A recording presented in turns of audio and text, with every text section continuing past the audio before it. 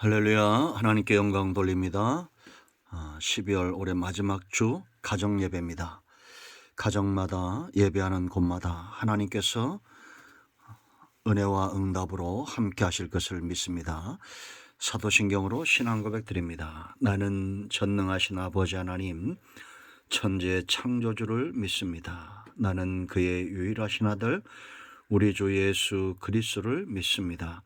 그는 성령으로 잉태되어 동정녀 마리아에게서 나시고 본디오 빌라도에게 고난을 받아 십자가에 못 박혀 죽으시고 장사된 지 사흘 만에 죽은 자 가운데서 다시 살아나셨으며 하늘에 오르시어 전능하신 아버지 하나님 우편에 앉아 계시다가 거기로부터 살아있는 자와 죽은 자를 심판하러 오십니다. 나는 성령을 믿으며 거룩한 공교회와 성도의 교제와 죄를 용서받는 것과 몸의 부활과 영생을 믿습니다. 아멘. 오늘 말씀은 시편 110편입니다.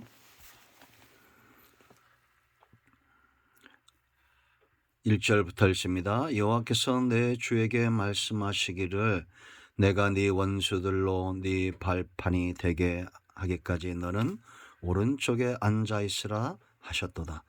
여호와께서 시온에서부터 주의 권능의 규를 보내리시니 주는 원수들 중에서 다스리소서. 주의 권능의 날에 주의 백성이 거룩한 옷을 입고 즐거이 헌신하니 새벽 이슬 같은 주의 청년들이 죽게 나오는도다. 여호와는 맹세하고 변하지 아니하시리라. 이르시기를 너는 멜기세덱의 서열을 따라 영원한 제사장이라 하셨도다. 주의 오른쪽에 계신 주께서 그의 노하시는 날에 왕들을 쳐서 깨뜨리실 것이라. 문나라를 심판하여 시체로 가득하게 하시고 여러 나라의 머리를 쳐서 깨뜨리시며 길가의 시냇물을 마심으로 그의 머리를 드시리로다. 아멘. 저와 여러분 모두에게 가정마다 하나님의 놀라운 은혜가 함께 하시기를 축원드립니다. 시편에 보면 메시아에 대한 예언시가 나옵니다. 오늘 이 110편은 다윗의 시죠.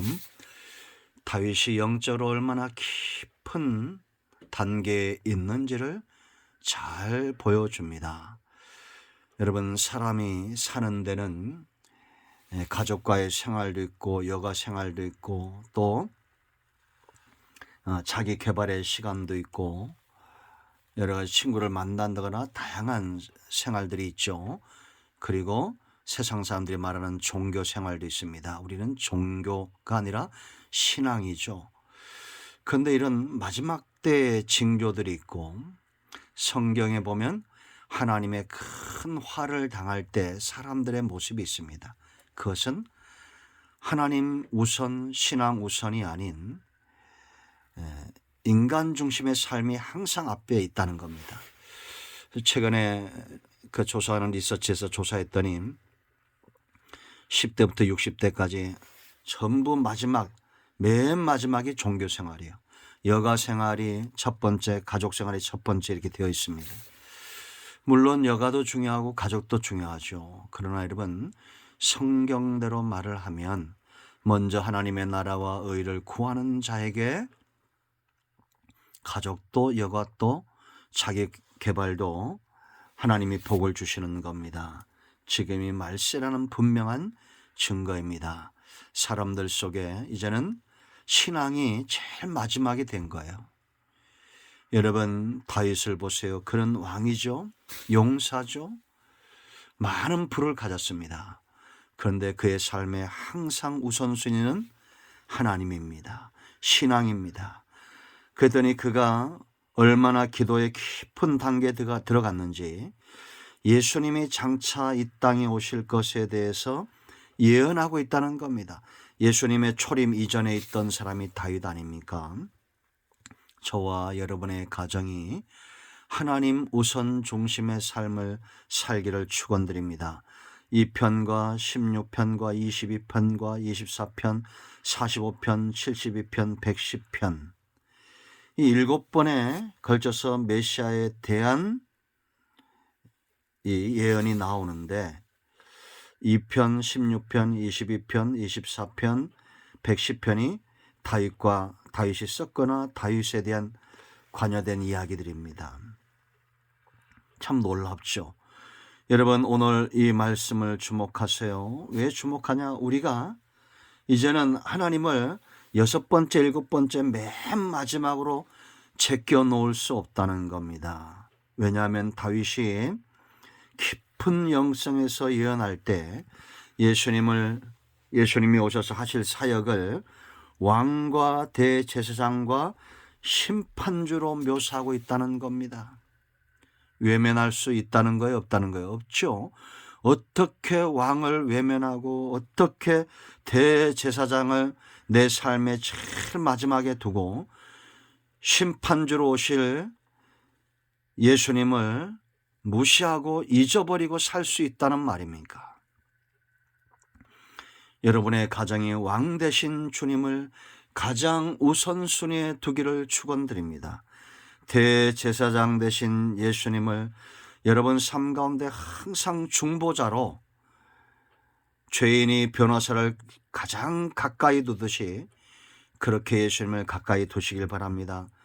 세상의 그 어떤 것들도 두려워하지 마시고 심판주로 오실 예수님과 그 보내실 하나님을 두려워하여 경배하시기를 축원드립니다. 1절로 3절 보세요. 여러분 이 왕에 대해서 이야기합니다. 왕이란 것은 뭡니까? 하나님의 나라가 있다는 거죠.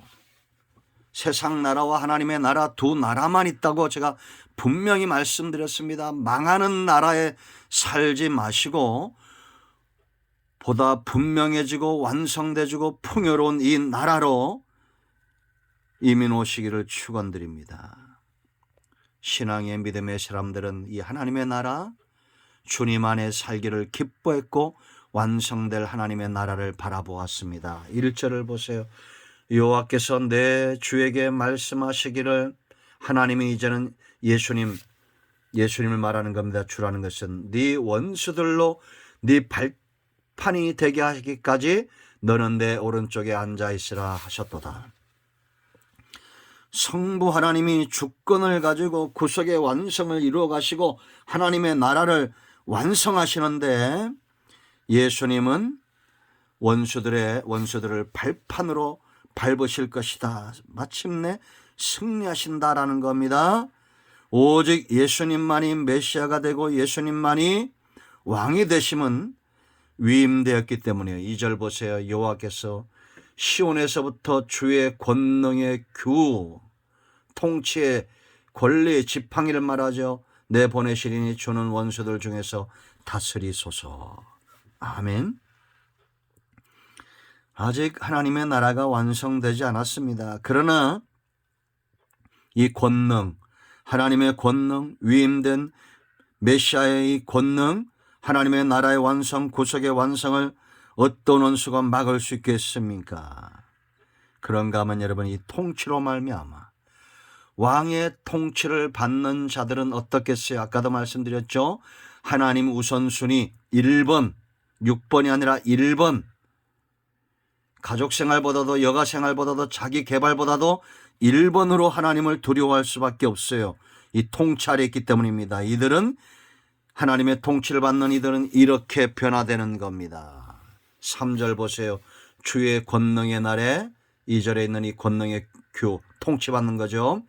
주의 백성이 뭐라 했습니까? 거룩한 옷을 입고 세상 즐거움에서 떠난다는 겁니다. 그럼 뭘 즐거워합니까?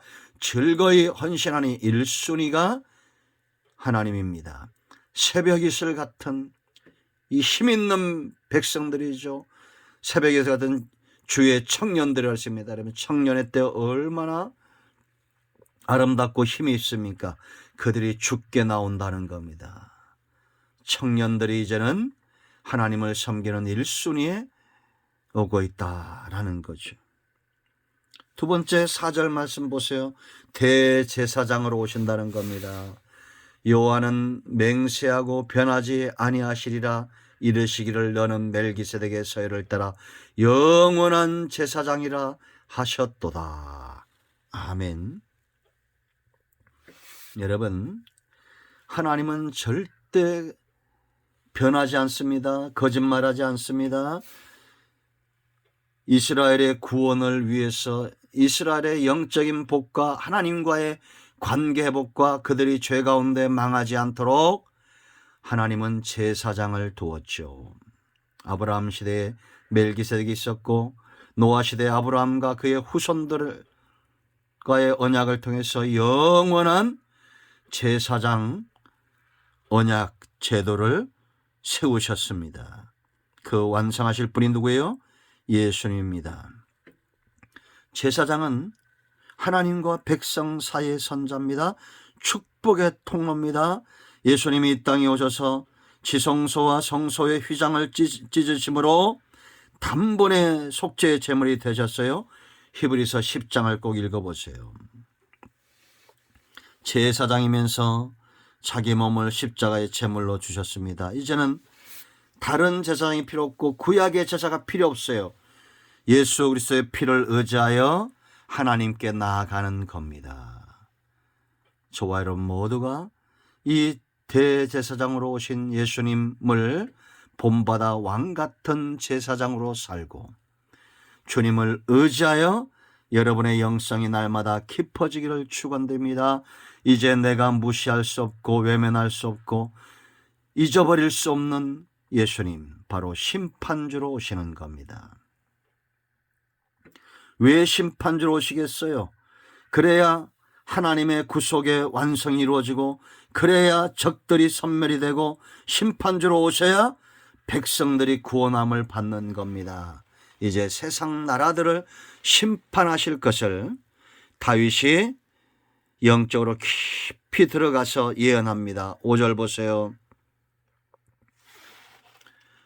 주의 오른쪽에 계신 주께서 그의 노하시는 날에 왕들을 쳐서 깨뜨리실 것이라. 공중 권세 잡은 사탄과 그에게 부속되어 있는 믿지 않는 세상의 왕들을 치실 겁니다. 이미 여러분 시작이 되고 있다는 것을 아셔야 됩니다. 점점 더 이런 세상 나라들의 전쟁들이 더 많아질 거예요. 지난 2년 동안 과거에 500년 동안 있었던 이런 전쟁과 기근과 전염병과 이런 것들이 2년 동안 이루어지고 있다고 그랬죠. 주님이 곧 오신다는 겁니다. 푸틴이 이길 것 같으니 지금 그 머리가 상하고 있어요. 그러나 이 악의 세력들은 마지막 날에 또 깨어나게 될 것입니다. 그분 여러분 6절을 보세요. 문 나라를 심판하여 시태로 가득하게 하시고 여러 나라의 머리를 쳐서 깨뜨리시며 반드시 승리하신다는 겁니다. 이 승리를 빼앗기지 않는다는 겁니다. 세상 왕들과 그 나라를 꺾으실 거라는 거예요. 7절 보세요. 길가에 시냇물을 마심으로 그의 머리를 드시리로다. 이거를 잘못 해석하는 사람들은 시냇물에 전쟁의 피가 가득해서 그 피를 마신다. 성경은 절대 그 피를 마신다는 표현이 없습니다. 피는 생명이에요. 하나님은 그 피를 귀하게 여기죠. 이것은 시냇물을 마신다는 것은 왕이 이 전쟁에 승리하며 적들을 쫓다가 목이 말라 시냇물을 마시고 잠시 쉬시면서 그 머리를 드시는 것을 비유적으로 이야기한 겁니다. 다윗 자기 체험에 빗대서 이 비유를 말한 거죠. 여러분, 이제 여러분의 삶에 나의 주, 나의 하나님이 되시기를 바랍니다. 하나님 우선순위에 두세요. 물론 여가 생활도 중요하고 가족 생활도 중요하고 자기 개발도 중요합니다. 그러나 여러분들이 하나님 우선순위로 살아갈 때 그 모든 것에 하나님이 다윗에게 주셨던 복을 주실 것을 확신합니다. 이제 기도하겠습니다. 하나님, 오늘 이 말씀 앞에 우리가 도전받습니다. 응답하시니 감사합니다. 하나님을 외면할 수 없고 나의 주 나의 하나님 메시아로 오신 왕으로 대장으로 심판주로 오시니 하나님을 우리가 무시할 수 없습니다. 하나님 중심으로 사는 가정, 그래야 하나님께서 주신 모든 분복을 누리는 가정 되게 하여 주시옵소서. 오늘로 말씀하신 하나님을 찬양하며 경배합니다. 예수님의 이름으로 의자에 기도하니 우리 가운데 마음이 상한 자, 병든 자, 문제 있는 가정들 다 회복되게 하시고 은혜 중에 붙들림 바 되게 하옵소서. 예수님의 이름으로 사모하며 축복하며 취하며 기도합니다. 아멘. 이제 잠깐 여러분들 기도 제목을 나누시고 기도하시고 마무리 기도 가장히 하시고 주기도문으로 마치시면 되겠습니다. 오늘도 응답이 여러분 가정에 임하였습니다. 11월 31일 밤 11시 반 송구 영신 예배 가족마다 다 나오시기 바랍니다. 안 나오셨던 분들도 올해 마지막 은혜 중에 우리가 감사함으로 마무리하고 새해 여호와 이래입니다. 반드시 준비된 응답이 있을 겁니다. 꼭 가족별로 다 나오시기 바랍니다. 여러분의 가정을 예수님의 이름으로 축복하는 귀한 가정이 되게 될 것입니다. 할렐루야.